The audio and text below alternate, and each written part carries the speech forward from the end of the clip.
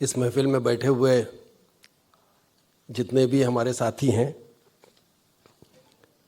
और सबसे पहले मैं वाणी प्रकाशन का शुक्रिया अदा करना चाहूँगा कि उन्होंने एक बहुत खूबसूरत किताब हम लोगों की नज़र की,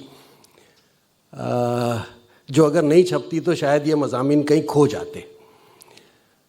मुझे इस बात का गर्व है, शौक़ है, सआदत हासिल है कि निदा साहब से मेरा ताल्लुक़ कम से कम 35 बरस का था।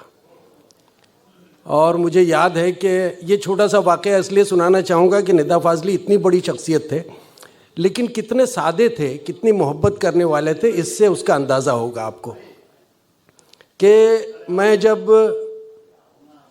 यहाँ बांद्रा के MMK कॉलेज में स्टूडेंट था, दूसरे साल का ग्रेजुएशन में, तब मुझे सूझी कि कोई पत्रिका निकालनी चाहिए। मैंने एक छोटी सी पत्रिका निकालने का फ़ैसला किया। उस वक्त जो है वो मेरे पास इतने साधन नहीं थे, स्टूडेंट था, तो मैंने जो है वो एक छोटी सी पत्रिका साइक्लोस्टाइल पर, यानी मैं उसको हाथ से लिखता था और वो साइक्लोस्टाइल पर छपती थी।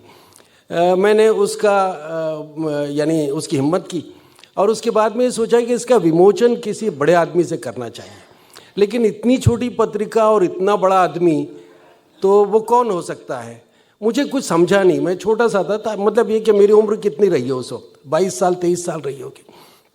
लेकिन उस वक्त निदा साहब का नाम बहुत गूंज रहा था।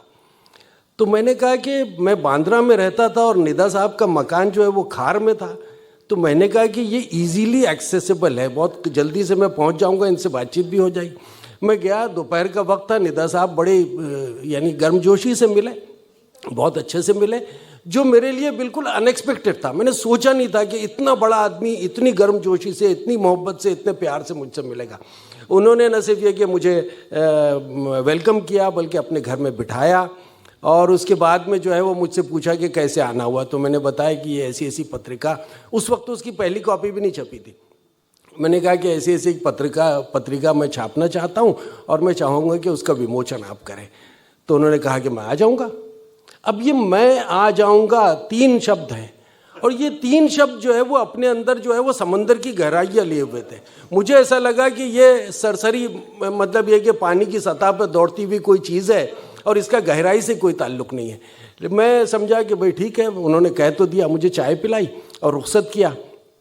मुझे ऐसा लगा कि निदा साहब जो है वो इतने बड़े आदमी हैं, इतनी छोटी पत्रिका के लिए कहाँ से आएंगे। तो खैर वो दिन आया और यकीन जानिए कि उस पत्रिका से जुड़े हुए जितने लोग थे वो बाद में पहुँचे, सबसे पहले निदा साहब वेन्यू पे पहुँच चुके थे।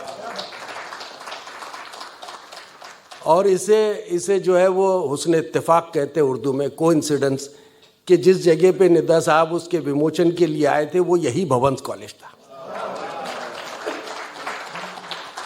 ये 1978 की बात मैं बता रहा हूँ आपको।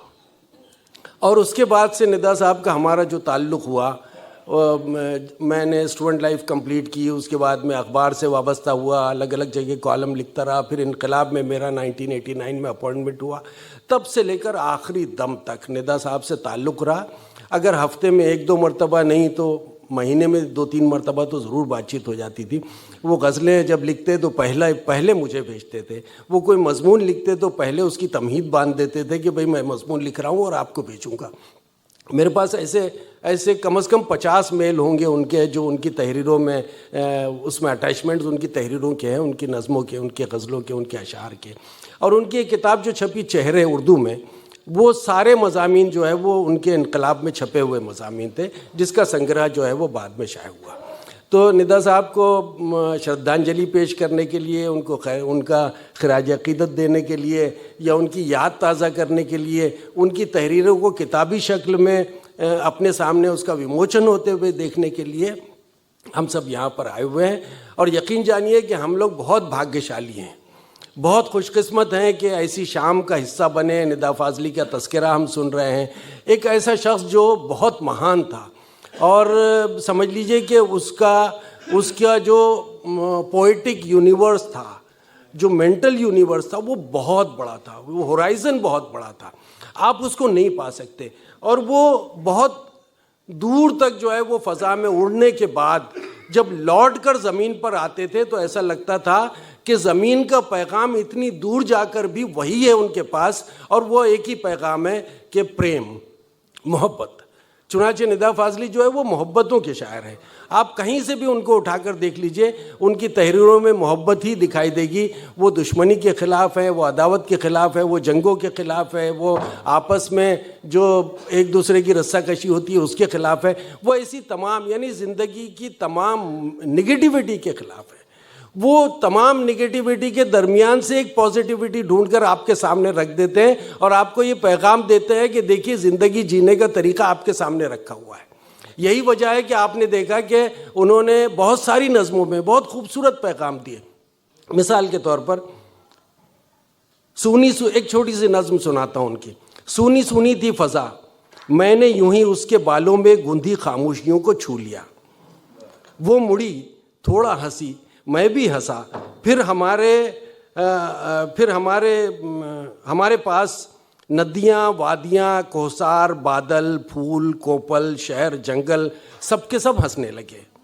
एक मोहल्ले में किसी घर के किसी कोने की छोटी सी हंसी दूर तक फैली हुई दुनिया को रोशन कर गई।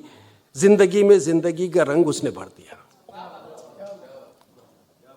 देखिए साहब, वो एक छोटी सी हंसी किसी घर के किसी कोने की हंसी है, लेकिन उस हंसी को यूनिवर्सलाइज करने की कोशिश कर रहे हैं और बता रहे हैं कि इस छोटी सी हंसी में ज़िंदगी है। आप जिन परेशानियों में जूझते रहते हैं, आप जिन नाकामियों में अपनी नाकामी तलाश करते हैं, आप जिन महरूमियों का रोना रोते हैं, आप ये कहते हैं कि मेरे पास ये नहीं है और काश वो मुझे मिल जाता, इन तमाम के दरमियान एक छोटी सी हंसी कितनी खूबसूरत होती है, कितनी उसके अंदर ताकत होती है, इस ताकत को उन्होंने महसूस करवाया।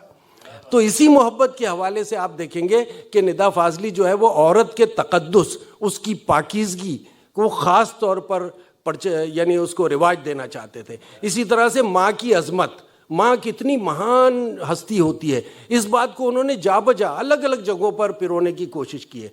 एक छोटी सी उनकी जो गज़ल है जो गाई भी गई है कि बेसन की सौंधी रोटी पर खट्टी चटनी जैसी माँ, याद आती है चौका बासन बेलन फूकनी जैसी माँ।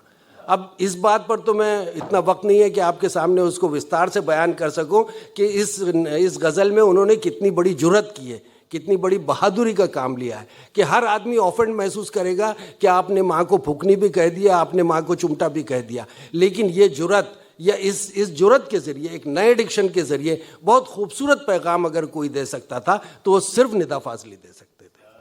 तो वही चीज़ जब आगे बढ़ती है तो देखिए एक छोटी सी नज़्म है। सूरज एक नटखट बालक सा दिन भर शोर मचाए, इधर उधर चिड़ियों को बिखेरे, किरणों को छितराए, कलम दराती ब्रश हथौड़ा जगह जगह फैलाए, शाम थकी हारी सी माँ, शाम थकी हारी सी माँ, जैसे एक दिया मिलकाए, धीरे धीरे सारी बिखरी चीज़ें चुनती जाए। ये माँ जो है इसको इस रूप में कितने लोगों ने महसूस किया। सब लोग घर जाते हैं, माँ से बातें करते हैं, माँ से मोहब्बत भी करते हैं, लेकिन माँ जो है वो अपने घर को संभालने के लिए, अपने बच्चों को संभालने के लिए, अपने शौहर को अच्छी ज़िंदगी देने के लिए कितने जतन करती है। ये चीज़ जो है वो अगर आप महसूस करेंगे तो ऐसी नज़मों के ज़रिए महसूस करेंगे और निदा फाजली के यहाँ महसूस करेंगे और किसी के यहाँ शायद आपको ये नहीं मिलेगा। इसी तरह से मोहब्बत के पैगाम को यूनिवर्सलाइज करते हुए उन्होंने जो मोहब्बत को पूरी दुनिया के लिए, पूरी दुनिया की सिर्फ एक ज़रूरत है और मोहब्बत है, वो जगह जगह बताने की कोशिश की है। चुनाचे आप उनकी नज़मों में, ख़ास तौर पे नज़मों में और गज़लों में भी जो डिक्शन देख रहे हैं, जो तरीक़ा देख रहे हैं, जो शैली उनकी देख रहे हैं, वो कहाँ से चल रही है? वो अमीर खुसरो से चली हुई है। खुसरो ने कहा था, खुसरो चल घर आपने सांझ भई चौदेस, है ना, गोरी सोए सेज पर मुख पर डारे केस। तो ये वहाँ से चली आ रही है जो नज़ीर के यहाँ आई और नज़ीर के यहाँ काफ़ी देर तक ठहरी। उसने नज़ीर को बहुत मालामाल किया और फिर वो मुख्तलिफ़ शायरों से होती हुई निदा फाजली के पास आई।